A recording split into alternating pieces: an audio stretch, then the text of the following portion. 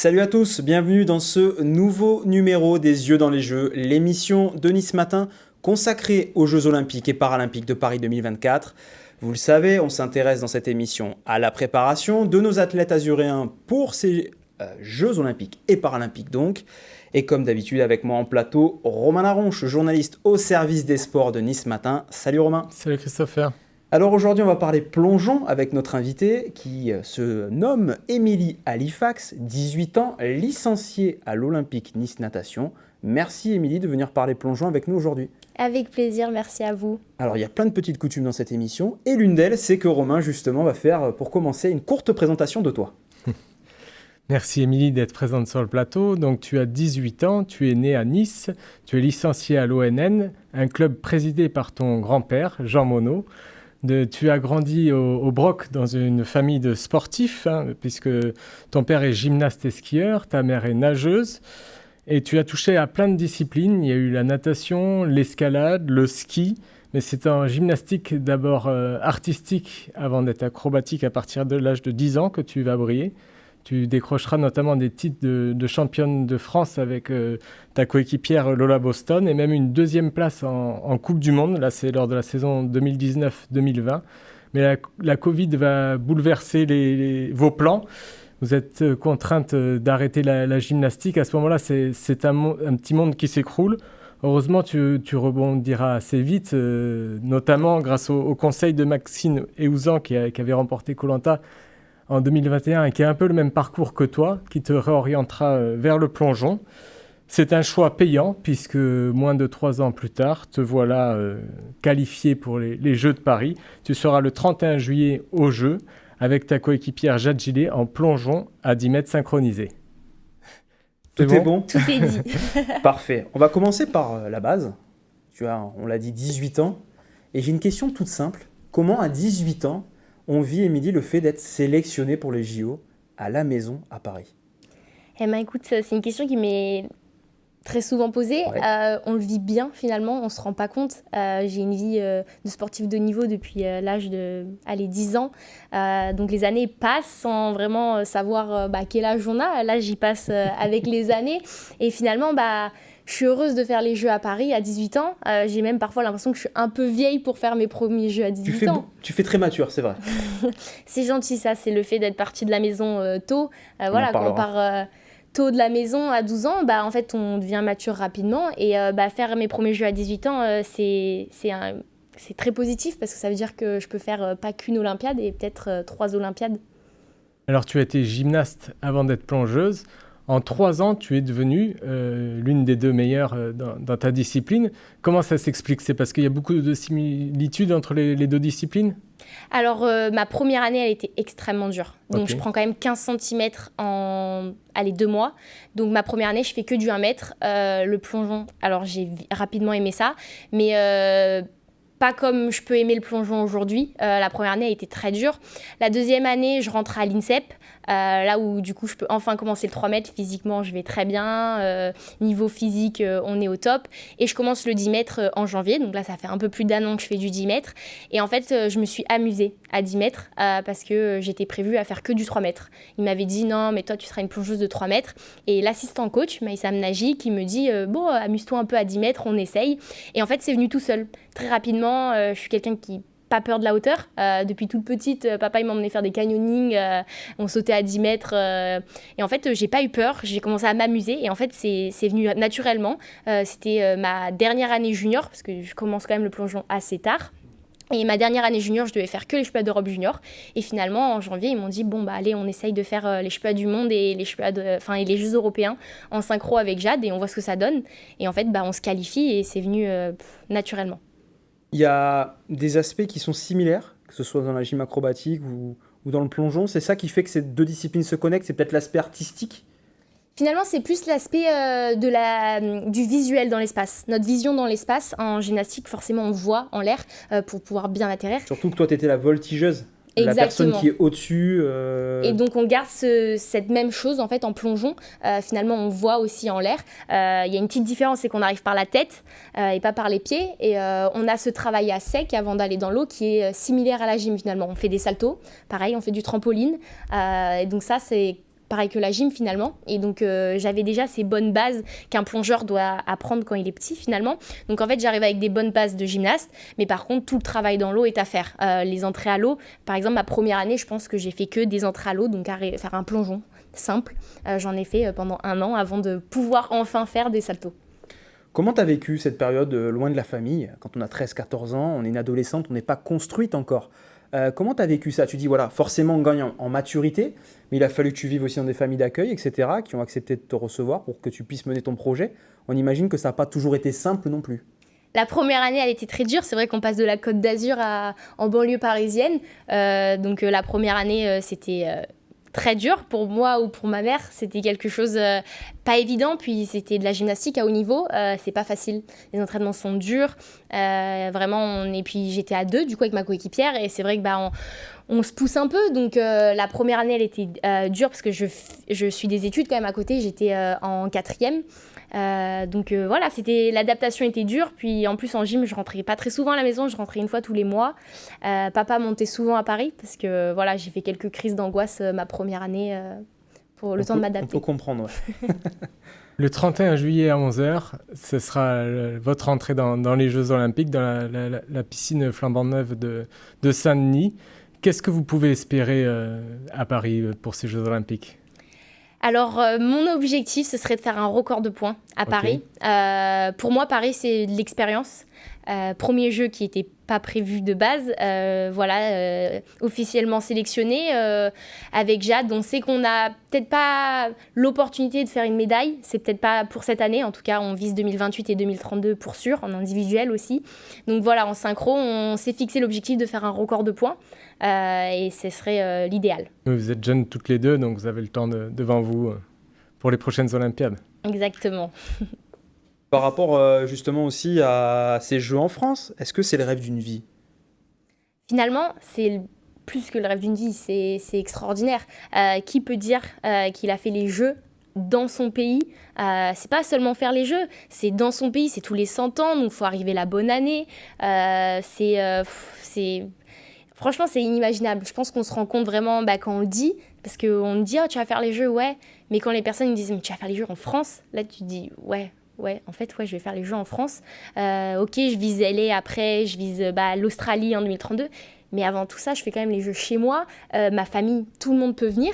Parce que LA, ça va être un peu loin. Là, il y a toute ma famille et puis c'est notre pays, quoi. On est entouré de... c'est comme une grande famille, finalement, la France. Et on va être chez nous, vraiment. Une expérience unique. C'est clair. Alors, tu es broquoise, mais ça fait quelques années maintenant que tu vis à Paris ou en région parisienne. Quel lien tu entretiens avec cette ville? Est-ce que tu apprécies la vie parisienne?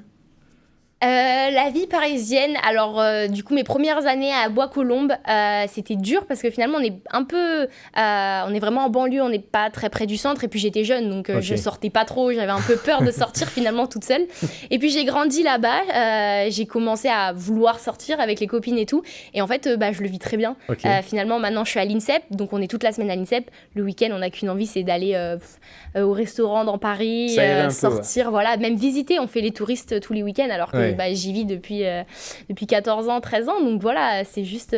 je vis une vie de touriste là-bas. Et tes coins préférés alors? Ça restera la Tour Eiffel, je pense que... En plus, mes copines, à chaque fois, me disent on n'a jamais été. Si, on a été. Et puis, une par une, je les emmène alors qu'elles vivent à Paris depuis plus longtemps que moi. Donc la Tour Eiffel. Après, je reste souvent à Saint-Germain. Vraiment, vers Notre-Dame, c'est mon coin idéal là-bas. Ce sera peut-être un petit avantage à Paris. Au moins, tu n'auras pas... d'appréhension, tu connais les lieux, la piscine. Vous avez fait un test event là-bas, ça s'est bien passé? Ça s'est extrêmement bien passé. Première compétition individuelle en France, deuxième compétition individuelle au total. En synchro, on fait notre record de points. Donc ce record qu'il va falloir taper il est de combien, au jeu. On peut le dire, Là, il est à 2... je ne me rappelle pas, 2,60, 2,58 peut-être. Voilà, 2,58. On visait 2,60 et on a fait 2,58. Au jeu, on va aller essayer d'attraper les 2,80.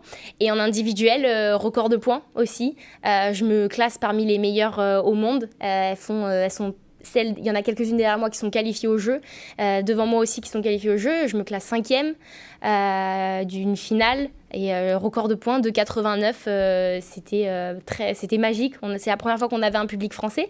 Première compétition internationale en France dans cette piscine olympique. Donc, pas un gros public, mais gros public. On n'a pas autant de public qu'au Championnat de France, par exemple. Okay. Donc, expérience inoubliable. Et un petit point technique de votre discipline, qu'est-ce qui est le plus dur? C'est de travailler son plongeon ou la synchronisation avec sa partenaire, là, dans votre cas?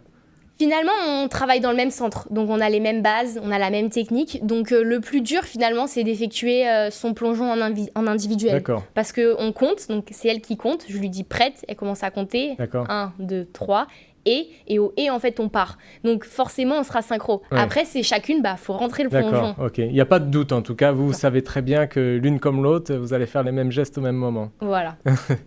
Comment t'expliques que malgré ton jeune âge et malgré une maigre expérience à la base du plongeon, tu sois performante aussi vite? On te retrouve au jeu quelques années après tes débuts. C'est un peu fou comme trajectoire. Je pense que le secret, c'est juste d'être passionné. J'ai été passionnée par la gym, c'est ce qui m'a tirée vers le haut. Et par le plongeon, je suis passionnée. Le matin, je me réveille, je suis motivée, j'ai envie d'aller à l'entraînement. Le soir, je regarde des vidéos de plongeon.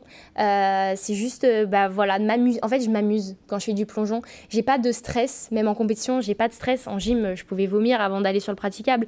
Là, j'ai pas de stress parce que je sais que je vais m'amuser et je sais que je vais donner le meilleur. J'ai un super accompagnement de mes coéquipiers, mais mon entraîneur aussi. Elle est toujours là pour moi. Et en fait, c'est grâce à elle que je fais du 10 mètres aujourd'hui. Je te coupe, mais ton esprit, j'ai l'impression, est plus léger. Tu dis, avant je vomissais, aujourd'hui c'est plus le cas. Tu es vraiment plus en détente sur le plongeon. Et c'est comme ça que tu expliques que du coup ça performe très vite pour toi. C'est ça, c'est prendre du recul en fait, surtout. Je pense pas à l'échec, je pense plus à la performance et à m'amuser. Et puis si le plongeon est loupé, c'est juste qu'à l'entraînement, il faut en faire plus finalement. Je garde quand même un esprit de gymnaste quand même. Je garde le truc de faut beaucoup s'entraîner pour performer, mais en fait je m'entraîne beaucoup mais en m'amusant à chaque fois. Forcément il y a des entraînements qui vont moins bien, mais on se relève de ces entraînements, on revient le lendemain encore plus motivé pour réussir ce plongeon. Le plongeon c'est un instant T. La gym c'était 2 minutes 30 sur un praticable. Là je sais que j'ai 5 plongeons, sur ces 5 plongeons je vais m'amuser et je vais faire ce que je sais faire. C'est une question que sans doute beaucoup de gens te posent, mais il n'y a pas d'appréhension quand on est à 10 mètres là, au bord de la piscine. À quelle vitesse on pénètre dans l'eau d'ailleurs? Nous, on ne le ferait pas. Hein. On arrive à peu près à 70 km/h dans l'eau. Okay, ouais. Donc 70, ça a quand même un sacré impact. Ouais.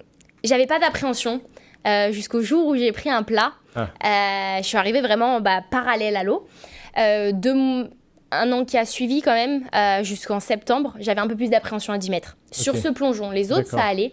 Mais c'est passé depuis septembre et j'ai de nouveau plus d'appréhension parce qu'il faut quand même garder en tête que de base, j'ai pas peur de la hauteur. C'est quelque chose où, en fait, j'ai pas peur du vide, je vais me lancer sans hésiter, je vais pas réfléchir, en fait.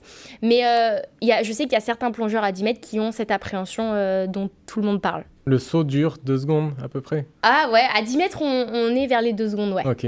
On l'a pas dit, comment va se passer l'épreuve olympique? 5 sauts, c'est ça? C'est ça, on passe sur 5 sauts, donc 2 sauts faciles, qui ont tous les deux un coefficient de 2. Donc peu importe le plongeon que les équipes présentent, c'est tous la même difficulté. Et après, on a 3 plongeons difficiles.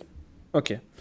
Concernant les vidéos que tu regardes, t'en parlais tout à l'heure, tu t'inspires des meilleurs, forcément. Est-ce que les meilleurs, ce sont forcément les Chinois que tu regardes? On va le dire, ils ont pris 12 des 24 médailles qui étaient en jeu aux Jeux de Tokyo, ce qui est énorme. Ils prennent tout ce qu'ils peuvent prendre. C'est une énorme nation du plongeon. C'est eux un peu l'inspiration, ceux à suivre? C'est la nation phare du plongeon. C'est une inspiration, mais souvent quand on regarde des vidéos, pour s'inspirer, on regarde des gens qui nous ressemblent. Donc des gens qui nous ressemblent physiquement, techniquement parlant. Donc moi je regarde aussi beaucoup les Américaines, les Anglaises, les Italiennes. Il y a une Italienne que j'aime beaucoup aussi. Donc on regarde pas forcément les Chinois parce que quand on regarde les Chinois on sait que ça va être la perfection. Et nous on cherche le petit détail qui nous manque pour devenir un peu meilleur. Et c'est en devenant de plus en plus meilleur qu'en fait on va devenir parfaite. On espère devenir un jour parfaite comme les Chinois. C'est l'objectif final. Okay. Ils sont meilleurs les Chinois parce que aussi peut-être ils ont plus de structure pour s'entraîner. Tu disais tout à l'heure, tu es obligé de partir en Allemagne pour trouver un plongeon à 10 mètres. c'est clair, ils ont les structures et puis ils ont le bon nombre de personnes. C'est le sport phare là-bas. En France, malheureusement, c'est pas notre sport phare, donc on n'a pas les structures qui vont avec. Donc forcément, on a très peu de plongeurs en France. Voilà, maintenant, je pense qu'après les Jeux, on va devenir une nation un peu plus connue dans le plongeon. Je pense que voilà, après les Jeux, j'espère que ça va se développer un peu plus. Grâce aux infrastructures de Saint-Denis. Notamment. Grâce aux infrastructures de Saint-Denis et puis même le fait qu'il y ait les Jeux en France, je pense que les personnes vont plus regarder les Jeux, les Français, je parle notamment, ils vont regarder peut-être les Jeux et mine de rien, le plongeon c'est quand même un sport assez impressionnant. Quand j'en parle avec des gens dans la rue, ils me disent ouais, les Chinois en synchro, c'est incroyable au jeu. Ouais, mais regardez aussi en France, on a des Français extraordinaires aussi, hein, à 3 mètres, on a de très bons Français. On n'a jamais autant parlé de plongeon depuis l'inauguration de la piscine. Exactement. Cette inauguration, ça nous a fait aussi un bon buzz, mine de rien, parce que ça fait parler du plongeon. Certes, ça fait pas parler du plongeon du bon côté, mais en fait, Alexis, il a tourné ça dans le sens où c'est arrivé. On va l'expliquer. Inauguration du centre à Saint-Denis, du centre aquatique. Alexis Gendard, un plongeur, glisse malheureusement devant le président et ça a fait le buzz. Même lui en a rigolé, il a eu une super attitude avec ça. Et du coup, ça vous a amené aussi une certaine notoriété, un œil neuf sur votre discipline. Mais en fait, les personnes qui se sont intéressées à Alexis, ils ont rigolé. Mais en fait, je pense que tous, après, ils ont regardé, mais c'est quoi le plongeon en fait ? C'est quoi qu'il devait faire de Ils ont base ? été bien sûr plus loin. Voilà, c'est ça, parce qu'ils se sont dit, ok, il a loupé, mais qu'est-ce qu'il a loupé ? Parce qu'en fait, on ne sait pas ce qu'il aurait dû faire après. Donc les gens, ils ont été chercher sur Internet et je pense qu'après, ils ont trouvé, ah, mais c'est ça le plongeon. Parce que même nous, après le buzz d'Alexis, certains, ils ont pris des abonnés. On s'est dit, c'est pas nous, enfin, on n'a pas glissé, nous, il s'est pas passé. Mais en fait, c'est juste que les personnes s'intéressent, mine de rien. Et puis Alexis, il a fait de nombreux plateaux télé suite à ça, où il explique finalement, c'est un des meilleurs plongeurs français et c'est quelqu'un qu'on respecte dans le monde du plongeon. Donc voilà, c'est un bon buzz, mine de rien. Ouais, il aurait fait le saut parfait, on aurait moins parlé. Exactement. Et malheureusement. Et, voilà, c'est malheureux, mais c'est vrai. Par exemple, est-ce qu'on a parlé des synchros ou des polos qui étaient là à l'inauguration ? On n'en a pas parlé. Non, moins, c'est sûr. On reparle de ton parcours. Juste après les Jeux de Paris, mi-août, tu pars aux États-Unis, dans l'Alabama, l'université d'Auburn. C'est le grand saut. Qu'est-ce que tu vas faire là-bas alors ? Donc pour moi, c'est un peu c'est le rêve américain, c'est le rêve que j'ai depuis toute petite. J'avais ce rêve en gymnastique déjà. Donc là-bas, je vais faire mes études, donc des études d'architecture et de design. Et je vais m'entraîner, bien évidemment. C'est le goal numéro 1. C'est pour ça que je pars là-bas, c'est eux qui m'ont contacté.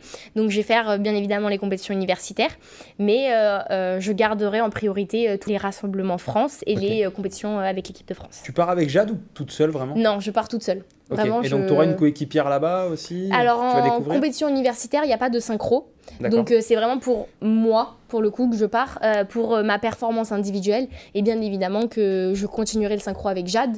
Même là, cette année, on ne s'est pas beaucoup entraîné en synchro finalement. On s'entraîne vraiment avant les compètes. Donc ça ne va pas changer beaucoup. Donc je garderai cette paire de synchro avec Jade quand même. Alors on a une petite surprise pour toi. Il va falloir que tu regardes l'écran juste en face de toi. Il y a quelqu'un qui te connaît très très bien qui justement a une question concernant ton avenir aux États-Unis. Coucou ma soeur, j'ai une question pour toi. Est-ce que tu as peur de partir aux États-Unis ? Parce que moi, en revanche, je suis trop contente. Au moins, je vais pouvoir venir te voir et visiter les États-Unis. Alors, c'est Lucie, ta petite sœur qui a 12 ans et qui est toute mignonne justement. Qu'est-ce que tu as envie de lui dire à Lucie ? Est-ce qu'il y a une petite appréhension ? Déjà, ça me met les larmes aux yeux parce que... Mince, c'était pas l'objectif ? Non, mais de joie, c'est que je l'entends pas souvent dire qu'elle a hâte que je parte aux États-Unis. Parce que pour elle, c'est dur. Quand je suis partie de la maison à 12 ans, c'était très très dur pour elle. C'est vrai que quand je suis partie, elle avait 6 ans, 5 ans. Donc, elle m'a pas beaucoup vue. Et là, de partir aux États-Unis, elle fait que me dire, mais tu vas revenir bilingue anglais, tu vas plus parler français. Je dis, mais t'as déjà papa à la maison qui parle anglais, parce que du coup, papa est anglais. Papa anglais, ouais. Et voilà, c'est loin, c'est un autre continent, c'est pas Paris-Nice. Donc je vais rentrer moins souvent, je vais peut-être rentrer une fois par an. Donc pour moi, je suis très contente, mais pour elle, je sais que c'est dur. Donc ça me fait très plaisir de là voir qu'elle dit... Il y a de la fierté dans son regard, on voit qu'elle est très très fière de sa grande sœur. Un petit peu d'appréhension alors du coup quand même ? C'est un saut dans l'inconnu, mais bon, tu vas gérer ça je pense, mais il y a peut-être une petite appréhension quand même. Finalement, je pense que l'appréhension va venir après les Jeux. J'ai tellement de choses là qui vont se passer. Il y a les championnats d'Europe, les championnats de France, puis les Jeux, que j'y pense pas vraiment pour l'instant. Dès que j'y pense, c'est que de la joie. C'est que je vais partir aux États-Unis, j'ai des copains là-bas que je connais, j'ai un entraîneur super aussi que j'ai appris à connaître. Donc pour l'instant, j'ai pas cette appréhension, mais une fois dans l'avion, je vais me dire, en fait, je rentre pas tout de suite là.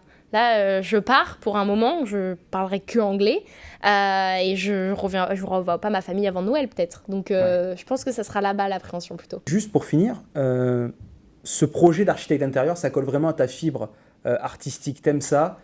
Pourquoi ce choix-là d'être architecte d'intérieur? Explique-nous brièvement avant qu'on passe justement à d'autres questions avec Romain, parce qu'on en a encore quelques-unes.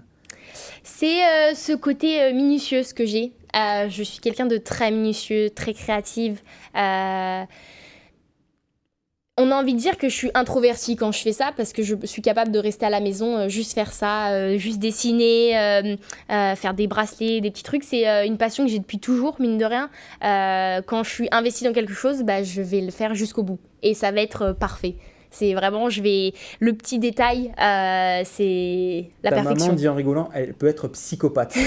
Voilà, on me le dit souvent que je suis psychopathe sur certains détails. Il y a un micro truc, je vais vouloir directement le corriger et je me suis épanouie l'année dernière. J'ai été visiter une école d'architecture, mais aussi de design dans la fashion, et c'est deux choses que j'aime beaucoup. J'ai fait quelques jours avec eux et en fait je me suis dit mais c'est ça que je veux faire finalement. Pas dormir pendant 4 heures, mais c'est pas grave, c'est incroyable. Alors, ton père est anglais, et du coup, tu as grandi dans une double culture. Est-ce que ça t'aide avant d'envisager ce départ aux États-Unis? J'imagine que tu es bilingue déjà, donc c'est peut-être ce qui te rassure aussi avant d'aller dans l'Alabama. Je pense que c'est ce qui me rassure. On a un nageur français là-bas à Auburn, et quand j'ai été visiter l'université, lui, il était complètement en panique, il en pouvait plus et tout. Et en fait, c'est une vraie opportunité, mais même à l'école, depuis que je suis toute petite, de parler anglais. Quand on part en compétition, je peux échanger avec les étrangers. Par exemple, Jade, quand on est en compétition, qu'on a une interview en anglais, elle me dit vas-y, parle. Ou même quand on est sur les plateformes avec les autres plongeurs, en fait je peux échanger. Oui. Et elle, parfois elle se retient, c'est qu'elle a envie de parler aux gens, elle a envie d'être quelqu'un de sociable, mais en fait elle a peur parce qu'elle sait qu'elle serait peut-être pas en mesure de répondre. C'est moins naturel quoi, chez elle. C'est ça. Tu vas aider Jade justement à parler anglais. Je l'aide, il n'y a pas de souci sur ça. Émilie, merci beaucoup. C'est déjà terminé, mais c'était un vrai plaisir en tout cas. Et puis garde cette énergie parce qu'elle va te servir et encore longtemps. Merci également à toi, Romain. Merci à vous. Merci aussi à vous de nous avoir suivis. Merci également en régie à ces aides précieuses à la réalisation de cette émission qui sont Franck Fernandez, Philippe Bertini, Chloé Wargard et également Karine Bautier. Merci donc de nous avoir suivis. Vous le savez, on va se retrouver dans 15 jours avec un nouvel invité. D'ici là, portez-vous bien. Salut, bye bye.